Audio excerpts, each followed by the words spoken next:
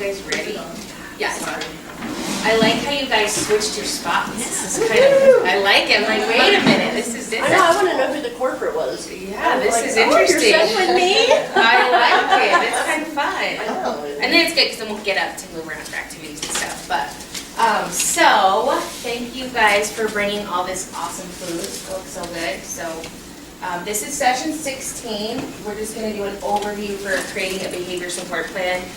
Just an overview, so you're not going to walk away expected to know how to do this stuff, and we'll get into it in a little bit. But yeah, we're excited to have you guys.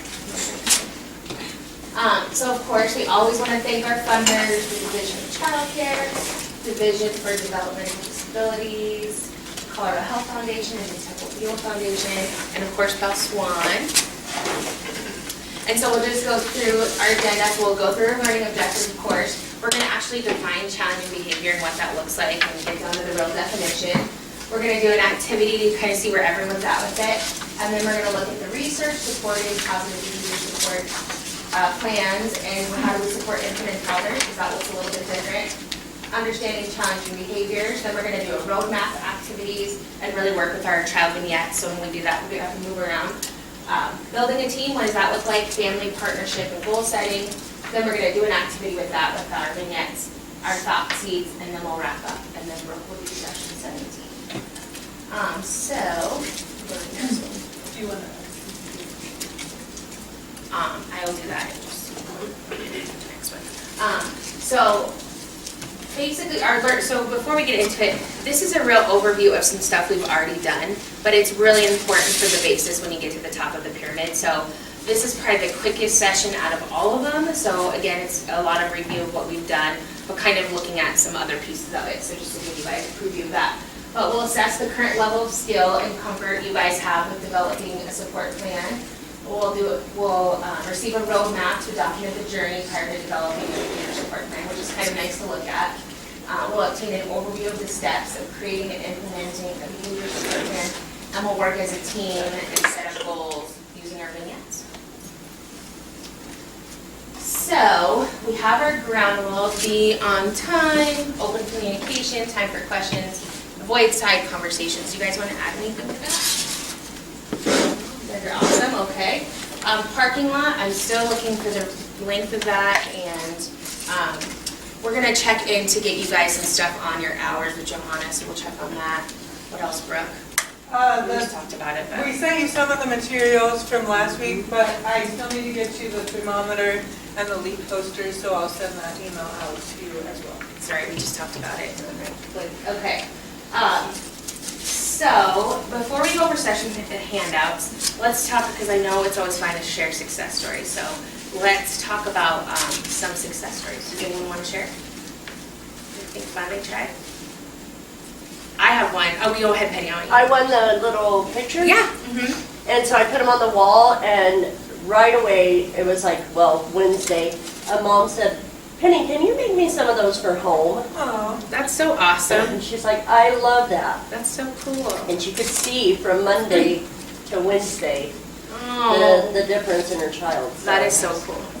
And I'm so happy you sent those to me, because instead of the one ask a teacher, I'm just going to leave that one out, because this child has no problem, mommy, mommy, mommy, mommy. So I'm going to just print the rest of them for her. That's a great idea. That's perfect. Thank you for sharing that, Penny. Sure. So yesterday I got to sub at Everett and Gus's preschool. So we have a new preschool in Lakewood that they go into last year, and then Gus just goes to this year. And so they needed a sub, and I'm going to work there next year, it sounds like, so I'm excited about that. So I got to be the teacher, and I decided I'm not going to go in and try to change everything right away, because they definitely don't do pyramid, but they have lovely relationships, and so they've got a really awesome base already. Like, they've worked together for years and years and years, and so it was so fun to get back in the classroom. And so before we started, they warned me about this kid, and they said he's a really sweet boy, just has a really hard time, but they said so many positive things about him. I said, okay, we'll try it. And then I just decided I was going to do lots, because I watched Mom in the parking lot with him, and she definitely, it's more like 1 to 5. It's really, really bad. And maybe not, I have not heard her say many positive things. I mean, she's just fighting him tooth and nail to get in the car. And so I thought I'm just going to be super positive with him and really try to do all those things. And so he came in, and right away he was starting to kind of shove at the kids a little bit, and he definitely wants attention. And so right away he was running back from washing his hands, and he was like doing cartwheels and crashing into people. And there was 3 kids that were sitting really nicely, so I went up to them and gave them high fives. And I was like, "You were sitting crisscross applesauce, you're so ready."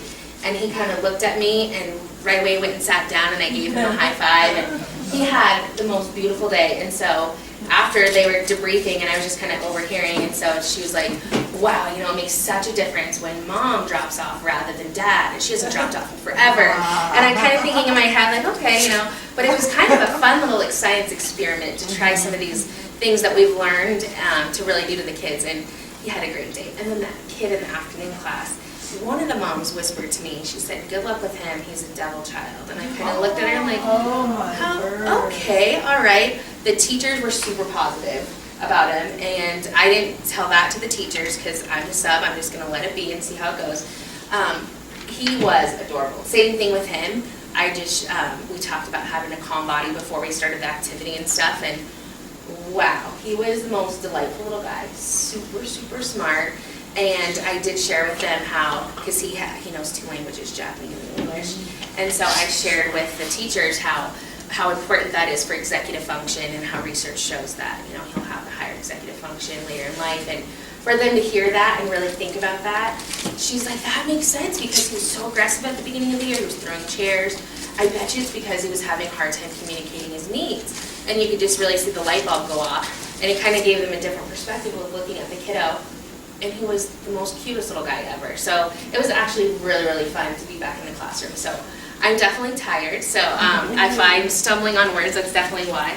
And then staying up late and stuff, so that's definitely why. But going over our handouts here. So 16.1 is this one, and it's recommended practices. I really like these ones. They're front and back. This one's actually 2 pages, but they are awesome. This one's on addressing challenging behaviors. We give out the other one on recommended practices, so I really, really like these. They're a great handout for parents as well. The next one is recommended practices, but it's about supporting infants and toddlers with challenging behaviors, because that does look different. The next one is a roadmap, and we're going to use this as a guideline for an activity we're going to do. It's got this colored pyramid on it, but it's a roadmap and a behavior support plan. And with that being said, Molly and I had to do this last year for a kiddo, and you know, it's definitely challenging to do that. So, and she would always bring me burritos, and I'm surprised you brought it today, so it's awesome. So I brought you a special coffee today. So there's that for you. But yeah, so this is a roadmap to behavior support plan. We're going to use that, like I said, for an activity. And then the next one is positive behavior support family questions and answers. So it's kind of nice because sometimes it's a nice guideline, because you're going to have parents say, "Well, what is that?" And this is a great reference to say, "Here's what it is and here's what it looks like." Because sometimes on the fly it's hard to answer those questions. The next one's do's and don'ts, what you should say and what you shouldn't say. This is great too if you're having someone help you out in the class that maybe hasn't seen some of this stuff. The next one is PTRYC goal sheet. We're going to be using this for an activity as well. The next one is checklist, and again, one of those nice self-reflection tools to check in with yourself. And the very last one, if I can put my fingers to work, is your resources. So always helpful, and then it goes into your thought seeds. I'm sorry, yeah, thought seeds, there's 2 pages. So those are all your handouts. Again, thank you guys so much for food. Feel free to get up and help yourselves. If you guys need more cups or forks or anything, let us know, and we can definitely get that for you guys. Water in the kitchen, and you guys know where the restrooms are. If there's anything else, you guys let me know.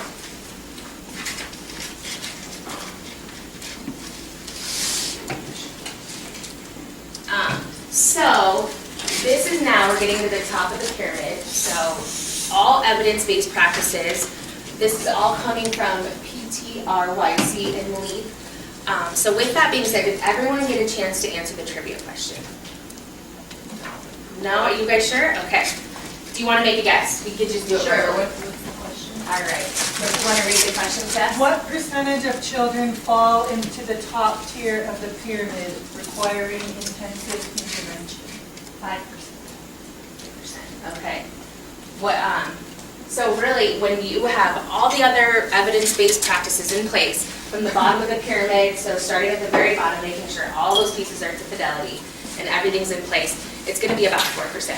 So, yeah, good, nice work. So 4% is all that's gonna bubble to the top if you have everything else right, which is great. I mean, think about that, you took care of 96%, so right around 4%. It's a three-way tie. Oh. There's 3 5%. 3, well, let's see, who you got? Jessica. Oh, nice triple, like, Sorry, I love that. So again, with doing this top part, even though it's 4%, it's really hard as a teacher and it can be stressful, so some self-care stuff. So you can pick one out of here if you'd like. Some yummy stuff. It is really important I to love take how care of she yourself, goes. because even though it might just be a small number of Yeah. kids or one kid, it's hard, and it's hard on you, and so the more, the more you can take care of yourself, the better place you'll be to help the child. It's so true, and if you're not in a good place to help them, you're gonna have, we were just talking about this morning, but sometimes the parents are your hardest piece, and they're gonna be defensive sometimes, and really trying to make sure that you're checked in and you're good to help them is really, really important, so definitely important. But yeah, so we are gonna be looking at the top tier of the pyramid, so this is for those 4%, none of the other stuff has worked, and so we're gonna really look at that top part and see how can we help them. Because the good news is that evidence has shown that we can even help them, so. So intensive individualized interventions. It's used when the children have persistent and severe challenging behavior and don't respond to everything you've done already for everybody else. So we're gonna look at it, and these behaviors are not one incident, it's something that's happening over and over and over again. So you have your embedded learning opportunities in place, everything's in place, and nothing's working. All these other practices are not working, so. So what is the definition? So how would you guys define challenging behavior? What would you guys say that is? Define challenging Yeah. behavior. How would you guys define challenging behavior? Not using your words and just, like throwing a fit, hitting, Mhm. kicking, screaming. Exactly. Non-compliance and aggression. Exactly, yep. Something is reoccurring. Repeating. Exactly, yep. Not a one-time event. And it's something that's making us mad, pushing our hot buttons, right? Too, because that, if they're pushing our hot buttons, then it affects how we're behaving for the child, so. You guys are awesome. And really, when you think about it, it's something that's interfering with their ability to get the most out of the class, the most out of their relationship with their peers. It can be something even that's minor in terms of aggression, but it's something that's inhibiting their ability to make a friendship or participate in class or get to do activities to the fullest extent possible. Well, and it interferes with the other Exactly. kids' learning. Yes. And that's, That's so true, and it interferes with the teacher's ability to teach too. Yeah. So that's another thing to look about. Another thing when we're thinking about challenging behaviors, we can't forget those kids that are the ones that are kind of in the background, the ones that are quiet, maybe withdrawn. That's also important to think about, because that is a challenging behavior too, just in a different way. Because those kids always kind of, sometimes we forget about those. You know, I look at my early days of teaching, and there was one little girl, and I wish I could go back and kind of help her, but we had a lot of the other kids with behaviors that we were helping them, and I look back and we should have done a lot more for her. So really thinking about that is important. But yeah, if it triggers your hot button, it can be defined as a challenging behavior because it's affecting your behavior as a teacher. It really is. So sometimes when we're looking at this, it's really hard to step out and look at your class as a whole. Our reviewer just gave us a great example. She was saying that she used to love to be observed when she was in her classroom because it would give her such a good picture of what was going on. Because you're in it with them, you're really down there with them, you're doing everything with them. So pulling yourself out of just being a looker on is so hard to do as a teacher because you really have to look at your own behavior and how you're reacting. So really thinking about that and taking the emotions out of it because that's really, really hard. I know even looking at my own kids, just pulling that emotion out of it and just looking at what is happening around is very difficult and just being totally descriptive of what's actually happening. So the actual definition is any repeated pattern of behavior that interferes with learning or engagement in pro-social interactions with peers and adults. behavior that is not responsive to the use of developmentally appropriate procedures. So tantrums, physical and verbal aggression, like you said, disruptive vocal and motor behavior, screaming, stereotyping, property destruction. You see that a lot where kids are pulling things off the wall or ripping things. Self-injury or withdrawal, non-compliance. They don't want to do the activities we're doing, so all of that can be challenging behavior. So looking at it with infants is different because we know that temperament can affect the way they behave. And lots of times, it might not be triggering a hot button, but maybe it's a concern you have. Maybe the baby is crying often, or maybe it doesn't want to nap. Really looking at that and what does that look like. So when we're looking at challenging behaviors with infants, it could be sleeping cycles like my Everett, and it wasn't him, it's totally me. So now I can look at it now that I'm not in it. But really looking at all that and saying, okay, really making sure that all their screenings are up to date. At their 6-month checkups, you're talking about all that stuff because it could be acid reflux. It could be that they're allergic to something, and really looking at that and making sure that we're understanding all the variables in the environment that's happening. Because a lot of times it could be something medical. And really making sure they're hitting those milestones, so all that. So we are going to think about behavior support plans and how we feel. Brooke laminated these and made them very beautiful. So kind of like standing on the line. So we are going to get up and move around, and you can stay right there. Okay. You can just tell us where you are. But we're going to kind of look at it as a whole and talk about how we all feel about this. But there's 4 different categories. So just got the engine started. There is, so we'll put that one right here. So we're going to kind of do it like standing on the line. That's one of those first activities. On the road, but experiencing some mechanical issues and obstacles. Not Brooke. Miss Brooke got a really cool new car.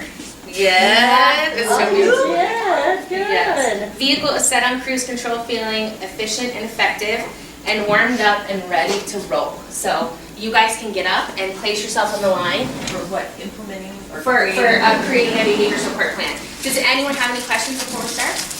Behavior support plans of goals. Yep, exactly. Exactly. Really looking at that kid and deciding, okay, these are what we're seeing, these are the challenge behaviors, pulling out a behavior, and how are we going to help them get to a place. Should these to two be do stuff. traded? If we're in order? Just curious. Oh, yes, sorry. Sorry about that. Good. You guys are on it. You guys could do this. Perfect. Thank you.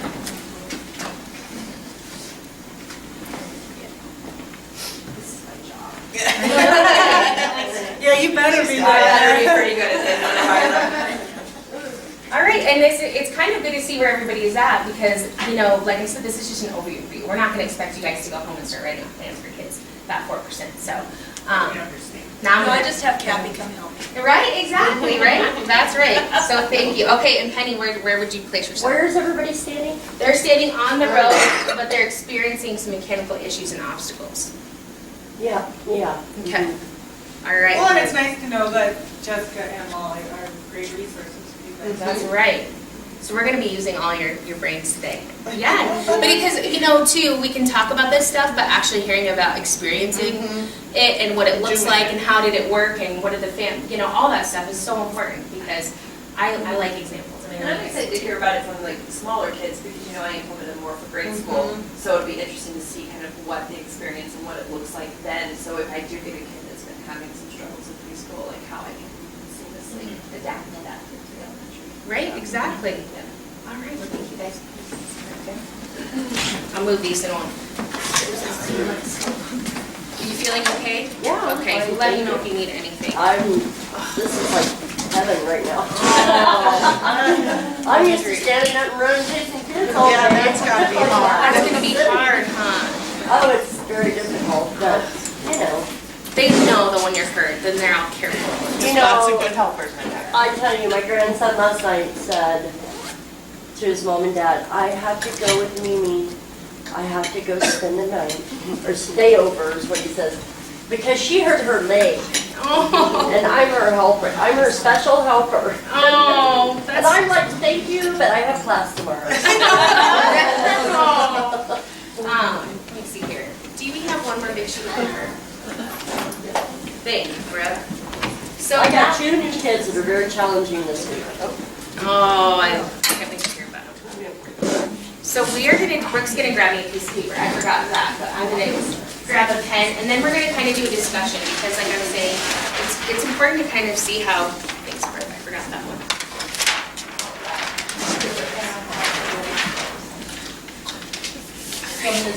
Sure, that'd be great. Because I'm left-handed, so it always goes around.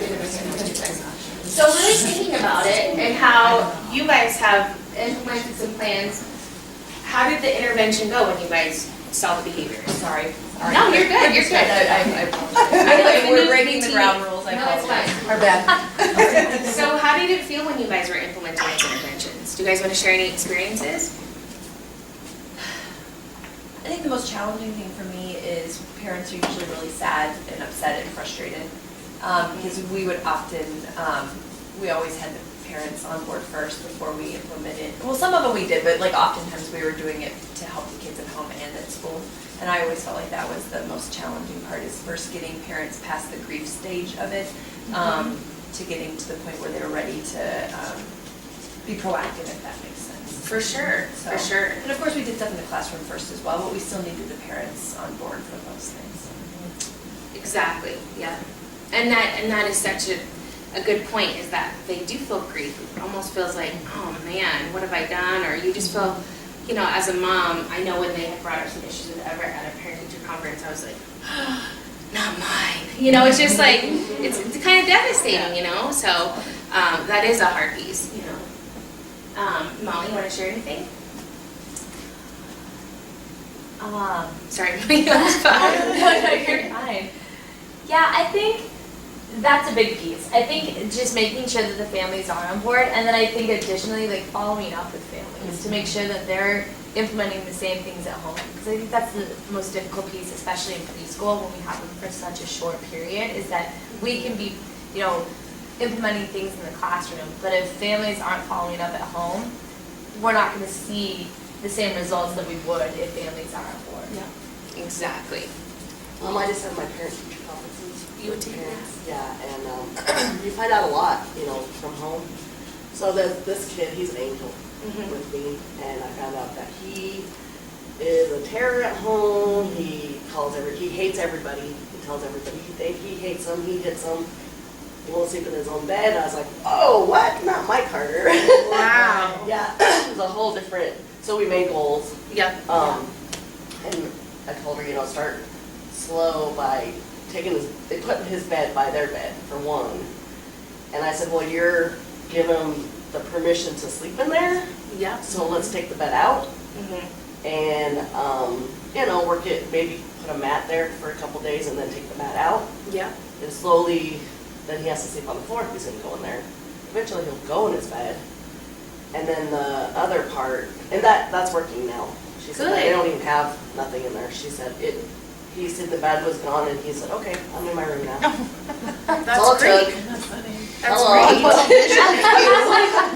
great. Remove it, but, and then the behavior, I seen it. He was getting ready to leave and his mom started to yell at him because he hit one child before he was leaving.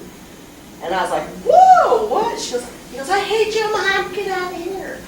And I was like, that is not okay. We don't talk to our moms like that ever. And she was so embarrassed because I've never seen it. Yep. He only does it at home, and he finally did it with me. Well, she immediately took him home. He could not watch TV all night, and she talked to him all night. And then now they're doing a behavior program where he gets the sticker every time he does something good. Focusing on the positive Focusing on the behavior. positive, yes. And she's been reading everything I do. Good. She's really into, I want to do the good for my child. Yeah. And so she started that, and he is very nice and polite and hasn't had any problems since she started the chart. Well, and it's true when you focus on that positive behavior, and it might be something as simple as that, when you focus on that positive behavior and go back to these evidence-based practices, rather than focusing on, okay, you just said you hate somebody and now I'm going to give you tons of attention for that. Really focusing on that positive, it does make all the difference. And one thing great, when we're developing this plan, it really looks at the adult behavior. And maybe we did forget something at the bottom part of the pyramid, and then we're going to take those pieces that we haven't quite yet done, or maybe we forgot, or we say, oh, aha, oh my goodness, I can't believe I missed that part. and we're gonna weave that in the plan. Because really, it's a lot on the adult. Well, and that goes back to education for parents, right? Exactly. Because oftentimes, you know, when we were growing up, the interventions were very different. Right. And I think parents also come back and they default to that because that's all they know. Right. You know, of course, I even find myself sometimes like slipping into that, like, take your pick away. So I think that that's a really important piece too, so parent education. And I think too, when we start really looking at this, I know Brooke and I had to do one a long time ago, and it was so interesting. And one of the difficult things was, because we're really going to pull all these people together that are really involved with the kids. So we had grandma give us information, and we had mom and dad give us information, and they filled out all these different things. And when we pulled it all together and really looked at it, and we sat down and talked, it was very interesting. Mom did not let us know that, because we were having a hard time with him at snack time, and we found out that they were letting him eat chicken nuggets in the bathtub when he took a bath, and grandma let us know that, but mom was never going to let that secret out. So that's hard too, because then they were kind of like, Mom, why'd you tell him that? And it was kind of like, okay, so really kind of looking at that and cultural differences, and that was definitely an interesting meeting. I'll never forget that. And Molly and I did one last one too, and grandma did give us so much different information, and you know, she kind of was, I think, a little frustrated, and so really listening to what they had to say it's powerful. So, yeah, it's definitely, it's really interesting. I was just gonna add on to what Jessica said. The parents are feeling sad and frustrated, but we never get to this point where you're thinking of implementing a behavior support plan unless you're probably feeling that way too. And we have to remember that, especially as a counselor, those teachers have been working so hard and implementing so many things and trying really hard to support this kid. And we've gotten to this point because things aren't working. You know, it maybe has gotten better, but it hasn't gotten good enough. So we also have to remember that, because maybe you're going to go in as another viewpoint for a behavior support plan. We need to recognize that the teachers are probably feeling that frustration level too. They're probably feeling sad. I mean, they're trying really hard and it's not working. Exactly. Such a great point. I want to ask something, or I want everybody's opinion about this. I just got a little boy, he's almost 5 years old. He got kicked out of his preschool because he is a huge Avengers fan. And so he knows every single character, he knows all about every piece and part of them. Nunchucks, guns, on and on, what they use, martial arts. I mean, and he knows all their names. And so one's called Deadpool, or Dead something. Deadpool. Okay. So they have been working with this child that you cannot use Deadpool at school, you cannot use the word gun at school, you cannot use these words. So he wants to play, okay, I'm Deadpool, and you are Spider-Man, no, you're Black Panther. That's another one that they just absolutely, I read the whole thing that they brought to me. But the funny thing is, we all sit down, crisscross applesauce. He's perfect. He's smart as ever. I mean, he is very smart. And he's very, look, Miss Penny, I did it. He wrote his whole name, you know, his whole name. But then on the playground, okay, I'm Deadpool, you're Spider-Man. I don't want to be, you have to be Spider-Man! Yeah. And he just has a complete cry meltdown, and his imagination is out of this world. Yeah, and so I think typically boys do like to play that stuff, right? I mean, Okay, so I'm the teacher going, I gotta get control of the meltdown part of it. And then, is it really okay? I mean, I don't know. we gotta look at what boys need. Boys need an outlet for that play, and so we have to give it to them. So if we're looking at his tantrum, we're gonna look at what happens right before, what caused the behavior to happen, because the behavior is telling us something. The boy did not want to do what he wanted. Like, he wants to pretend who he is, who his character is, even girls. And your character is this person, and this is the whole scenario and the whole scene, and that's what I'm saying. He's If super. they're not on board, he gets mad. And when he is not like a mad, like I'm gonna hurt somebody, it's Just a a sad, he's so sad. He's just crying. So that'll be a skill that you can teach him, is that some, during play, and we can look at it further, but really looking at the play and saying, so, not everyone's going to agree, and what does that look like? And giving him ideas to say, okay, and setting that up and preparing him. What if your friend is not wanting to be Spider-Man, and what could we do? What are some other things we could do? And giving him that skill set. So really just looking at that specific behavior and what is it telling us, and what does he need? Okay, so we don't want him to have a tantrum. What are we going to replace that behavior with? So we're going to go back and just do all this stuff and really look at it. So when I got into my little strategy bucket, so right when I start talking about it, his reaction is but. And he, for 3 minutes, but, and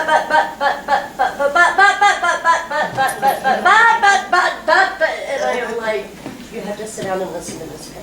So maybe we could look at circle time, and you could do a scenario where it's maybe a girl's about Frozen, and what can she do? She doesn't want to be the princess. Her friend wants to do this, and taking it off the characters he likes, because he's so invested in those characters, he's having a hard time taking his mind off of it. Yourself too. And he knows that, yeah. Tell him, okay, then you're not gonna be this character that you want. Well, see, I Because tried that's that, and then it's worse. Well, that's because he really, yeah. But then what do you do? So do I leave him sitting under the tree crying and just walk away from him because, he's Yeah, we're not gonna give attention to the negative behavior, right? So we're gonna walk away. That's what evidence shows. So we're gonna leave him under the tree, and when he calms down, because it's not a teachable moment, right? because he's new, Yeah, and so and I'm like, oh, I'm gonna walk maybe away you and could- neglect you, Or child. maybe you could go over and just rub his back and help him calm down. But it's not even the time to talk about characters. Well, when you walk away, tell him, I'm walking away until you're calm, so that he knows that you're not just ignoring or leaving him, you're telling him what you're doing and And why. maybe if he is Right. new and he needs that, we need to build that relationship piece. Maybe he does go back to, I'll sit with you and rub your back until you're calm. But I wouldn't say anything because he's not hearing a word you're saying to him. He is not at a teachable moment at all. We're gonna wait till he calmed down, and we're gonna find different moments in our day where we could embed some other learning practices. And we're gonna get into a lot more of those techniques today with more Great. concrete examples. And even though that's not like a persistent challenging behavior, that's probably just something temporary, there's still a lot of great tools and skill sets that you can use just for Yeah. analyzing kids' behavior. I think that, yeah, because I know we're getting there, but it's like, okay, we're working on all this and this, but, well, now what? There's still, Right. like That's my little, exactly- the stop sign runner. Right. That's where I That- am. It's like, Yeah. But uh-oh. she's still, so what do you do when, Right, it's right. like, And what's it's that really- next yeah. step? Right. And it's really pulling that emotion piece out of it and just really looking at the actual actions that are happening, what's happening before, what is the actual behavior, and how are we gonna change that? What are we gonna replace it with? Just really looking down to simple science, And that's the hard part, is pulling the emotional piece out of it and just getting down to really looking at it and saying, okay, what are they trying to tell us here? So, we'll definitely get into We it. can keep your example in mind as we go. For sure, It's definitely. a real mind-boggling thing, because like I said, he's just a normal kid. He really is. He's a good boy. It's just because he has the heart and it's so important to him, That's what it It's is. It important to him. really is, Vanessa. So the It's like, things that Everett cries over, I'm like, what? But then I have to remember and say, I gotta validate his feelings and just remember that this is really important to you. It's really important to you. So I might not understand why, but to him, in their head, they have that reason. So and I think too, when we all have kids that have this imagination that is just beyond their little self. I mean, he's not even 5, but his imagination seriously is like a 14-year-old. yeah, and I mean, and he's- too for him, research has shown that for him to separate fantasy from reality he's probably not doing that yet. He's No. starting to, yeah. So it's emerging. It's an emerging skill. Does anyone want to share anything else with implementing these? It's challenging. So if you guys do end up having to do one, it might need some some TA and some coaching to help you along the way, because it is hard. They're hard to implement. I know when we still don't care, we have to have help with our director of education too on them. So I think, I was just gonna say, one thing to keep in mind too, I think, is when kids have challenging behavior, sometimes the progress can be so slow, but to make sure that you're noting that progress that they've made and not comparing it to progress, what other kids are doing. Because that's right. I've noticed with some of the kids that have challenging behaviors, it's hard to not, to feel like, are we ever gonna get there? But then you have to look at the beginning of the year, one thing, and then look at now, and be like, actually, this person has made so much progress in terms of where they were when they started. That's But right. sometimes it feels like it's a really slow process. It does feel like that, and for parents too, that's why it's so important to take that data piece for them to show them like, yes, I know this feels painfully slow, but look, here's the data to prove it's working. Or here's the data to say it's not working, we need to change something. Well, that was one of my other things that I found challenging, and of course, I work with teachers that have a lot more kids, but getting the data collection can sometimes be very challenging because you're dealing with lots of different kids in the classroom, you're trying to do this data collection, Yes. and unless you've got a lot of buy-in by the teacher, it can be very difficult to do that. It can be so difficult, and if we don't And the have parents, it, if they're supposed to be data collecting, so. that's the other piece, really making sure they're doing it at home. How is it looking, So really making sure that the data pieces we are gonna use to take it is easy and simple and short for them to use. Because if not, they're not gonna do it. They gotta write a whole lot of stuff, it's not gonna happen. So I think those are great points. Thank you. What I find challenging right now is sometimes after a long day, when I'm busy with something else, my daughter gets very angry, or she goes and hides herself under some furniture to express that she's angry with me. Or when I speak to any other family member, she gets possessive and she needs a lot of attention. So now, the last few weeks, she started expressing this kind of an attention deficiency. And even though we do give our best, how do you satisfy that need in a child? And sometimes they get very possessive. Yeah. So how do we neglect it, or the more we do, sometimes I feel I'm pampering her too much. So how do we set a balance? So I want you to keep that in mind, and as we go through today, when we look at the antecedents, what happened right before, what's triggering it, and what is she trying to tell us? What is she trying to tell us? And what behavior do we want her to have? So what behavior will be appropriate when you are talking to, let's say, your husband or whoever, a family member, what do we want to see her doing? So I really keep that in mind today as we're working through some of this stuff. And then let's talk about it. All right? All right. Okay, so. Oh yeah, that's you. Sorry, this is Brooke. We always do that to each other. So the overall picture, we're starting with the big picture. What is a positive behavior support plan? It's individualized. It's very much centered on the unique characteristics of that particular child. And it's based on values and empirical research. This is tried and true. People have been using it for a long time. We have a lot of data to back it up. That we know that this process is going to work with all children. In fact, it's going to work with adults. This is something Molly can use with developmentally delayed, with adults with developmental delays. Anyone from 2 to 50. This process is going to work because it's really looking at each person individually, and it doesn't matter what their background is. If they have a mental health problem, if they have some sort of disability that's affecting their cognitive, if they have autism, or it doesn't matter what we're looking at, we can still use this plan to be successful because it is based solely on that one individual person. We're not taking a cookie cutter process and trying to make it work for that particular kid. It's an approach for developing understanding of why the child is doing this. Like Vanessa's been telling you, we're taking that emotional piece off and we're looking at what's driving the behavior, and we're going to implement some strategies for preventing it. But it's only going to work if we're giving the child a new skill. So if we've got someone who's spitting because they're mad, we need to give them a replacement skill of what to do when they're mad. We're not going to find success unless we replace the skill. For your little guy, he's not going to stop playing those games until we show him something new to do in that same situation. So that the next time it comes up, he's got some tools to draw from his tool belt and he can choose something different. And we're going to consider the whole child. We're not going to label kids. We're considering them as a whole person. All kids have strengths, and we want to use those strengths to create a positive behavior support plan.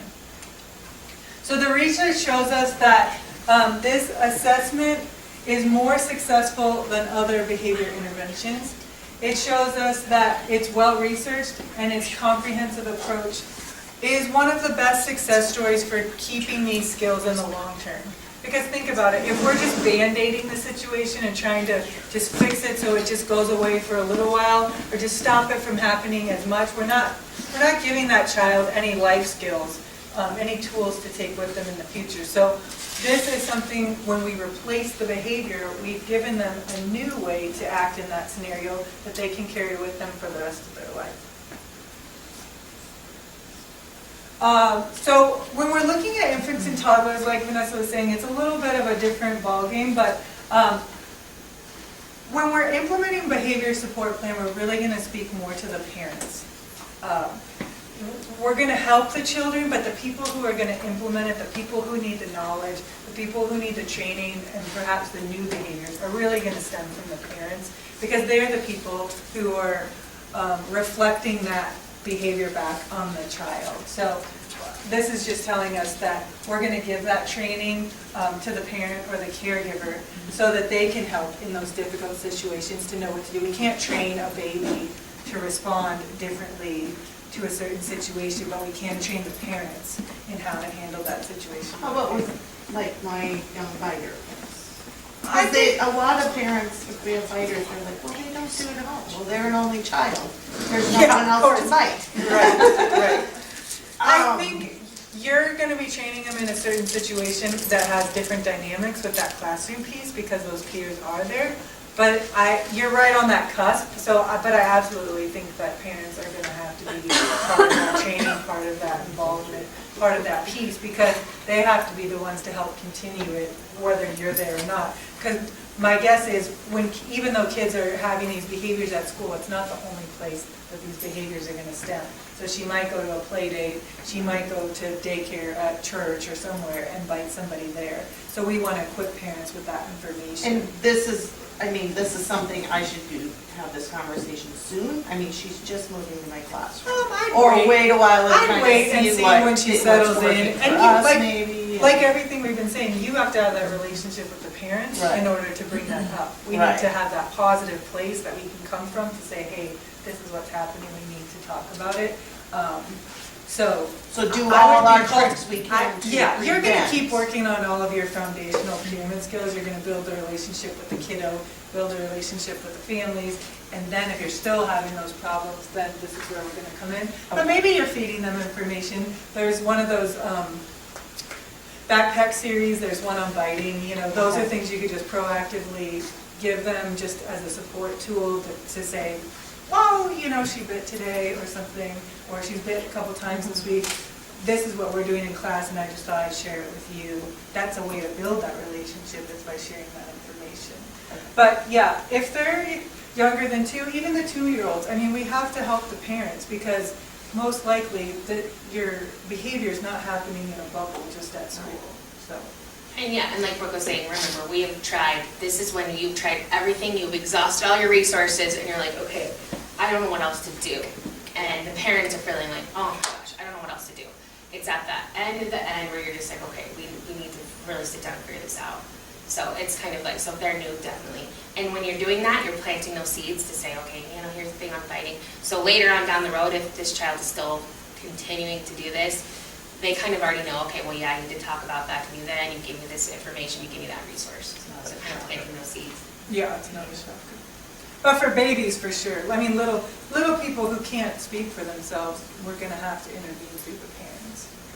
And a lot of times, maybe they don't know what the milestones are supposed to be for an infant, or maybe they're like, well, yeah, we haven't done their 6-month checkup yet, or, maybe it could be something like that, or maybe they didn't know that a baby could be colicky because of acid reflux. Again, that education piece. But your little baby biter would be a great example to think of going forward to take these steps.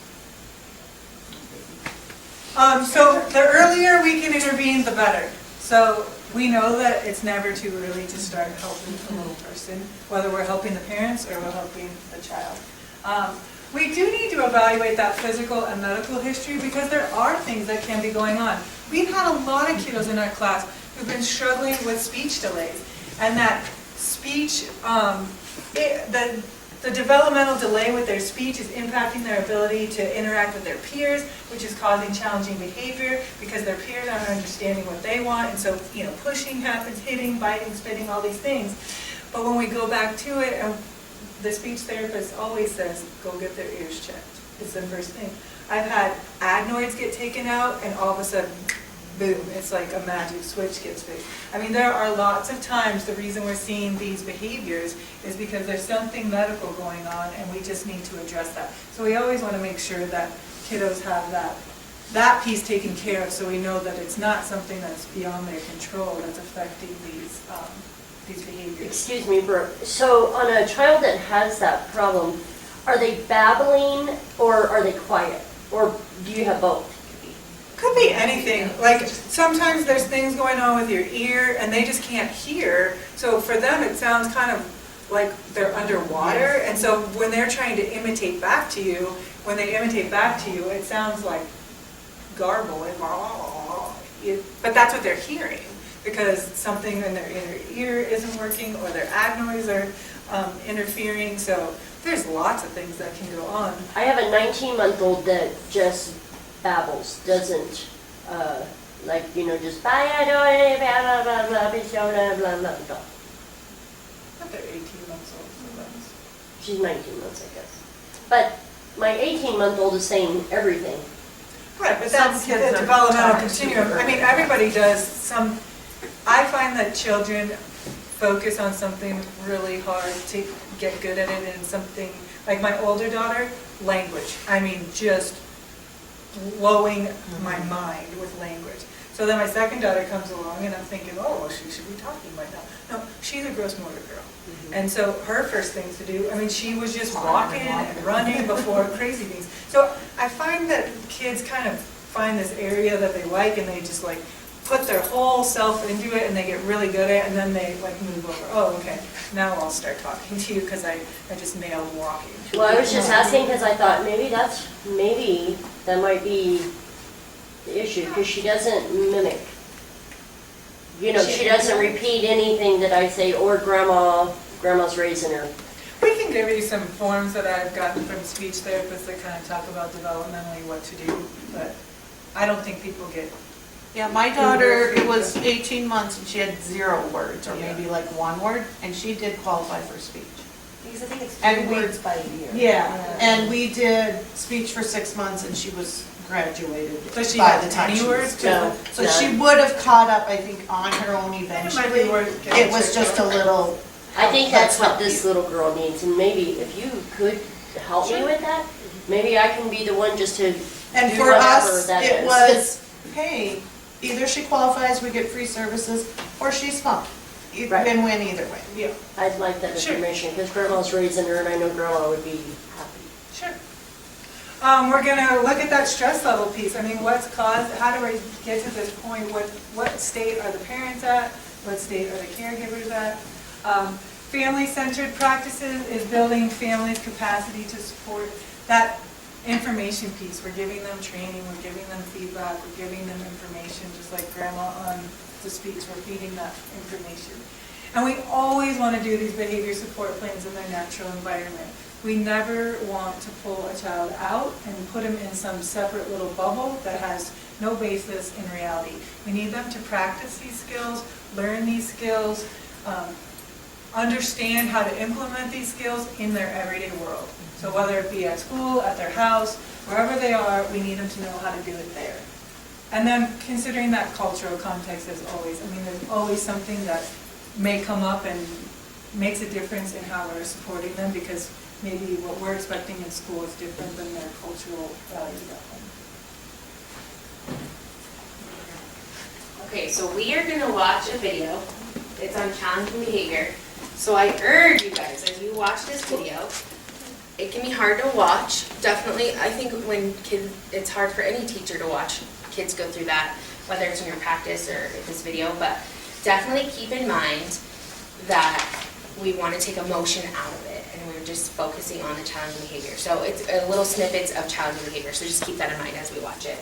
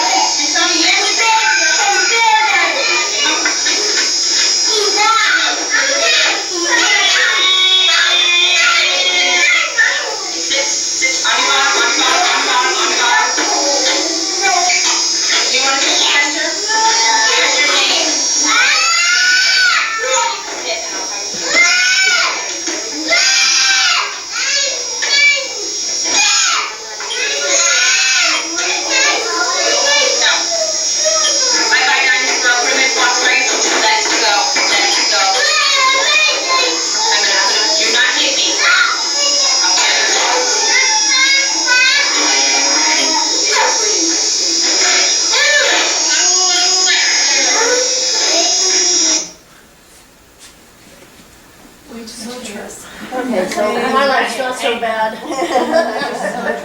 That's what I feel when I go into other classrooms, and I don't know, like my kids I have a bond with. I know how to deal with them.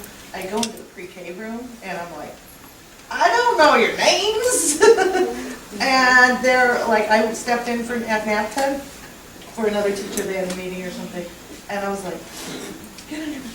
And I'm experienced. I'm an experienced teacher, and I'm like, I don't know how to deal with 10 of these kids' behaviors because I talk to this one and I'm trying, and then these 5 over here are jumping on their bed, Exactly.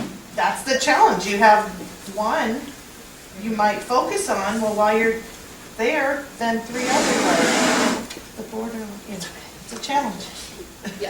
That's what I see when parents come. That's exactly what they turn into. I'm like, where did this come from? And why are you beating your mom up? So thinking about, as we're doing a behavior support plan, what is the first thing we're gonna do? What have we been focusing on? We're gonna look at the strengths, right? So what strengths did you guys see in those videos? Well, the first little boy had words. He did, right? Yeah. I mean, so he could speak. I couldn't hear what you said. Yeah, The first little boy had words. He was speaking. right? So So, I think yeah, that's and a they had some materials out, and he did have words, right? So he had an idea, right? So he's got some play skills, we know that. The second video, the mom with the books, I mean, She was calm. she was calm, and she's taking them to the library, right? She has a pile of books, and, she's trying, right? So that's good. The last video, that little guy with the dinosaur, he had some good play skills, right? Some good imaginary stuff. He's trying to make a drink out of the water, right? They're eating snacks. So really, and that's going to be the hardest part is when you're doing these, is to really just hone in on those strengths. Because every kiddo has strengths. Even when we don't think they do, they really do. And to pull your emotion out of it and not focusing on the adult behavior. Because really, we're going to focus on that later. We're going to say, okay, this is, and another piece is you might have 5 challenging behaviors, but we're going to focus on 1 at a time. Only 1. We're going to take that one behavior and we're going to say, how do we help this one behavior? And part of that plan is how are the adults going to react and what is that going to look like and what other things need to be in place. So that's the other hard part, because a lot of times we want to focus on the adult's behavior when we're just going to focus on that one challenging behavior. So we all know that behavior is telling us something. They need something, right?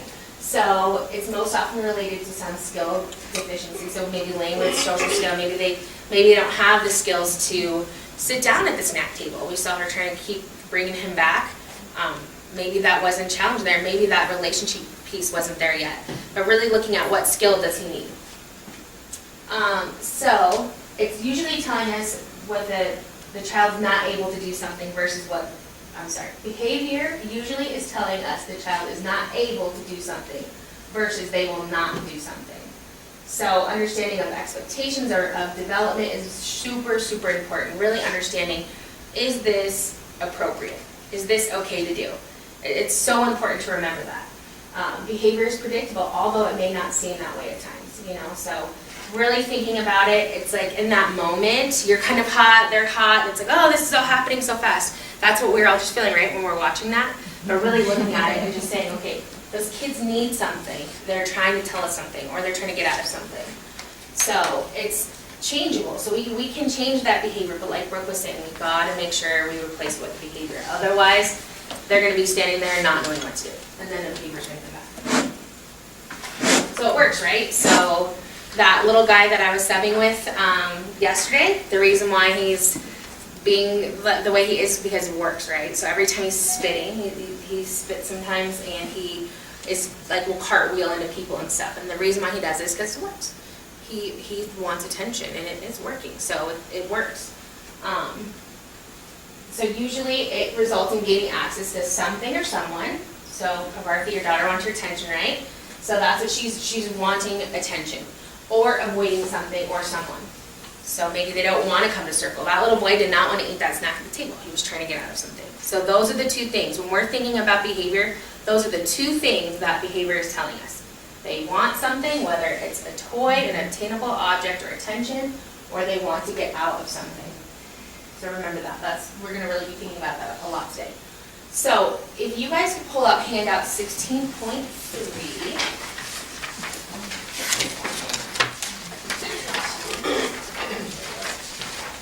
You know what, we didn't mark them like we had them. It's this one with the pyramid on it. Okay, perfect. See, I cleared off. It's that one with the pyramid on it, and then, sorry, let me have this little page for these measurements.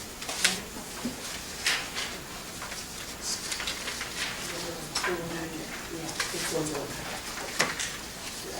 Okay, so we are gonna use this as your guide.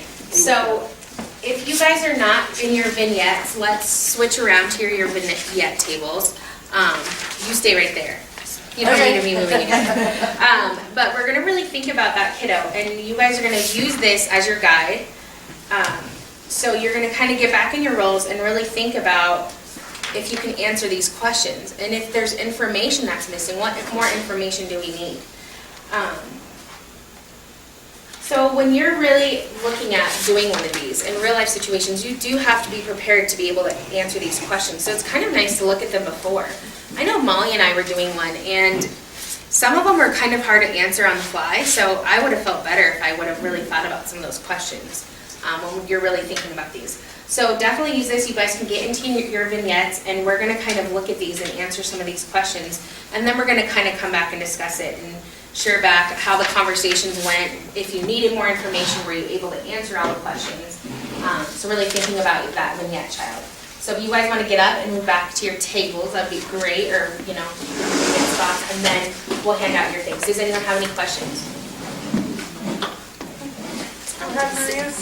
Yeah. All right, what's our kiddo again here? You guys have, maybe a case. 1 second. Yes. So is this 16.4? This is 16.4, yes. Did you guys have mark this because I like to put them in order. Yes, you have hour? You know what? And then Let me get you that.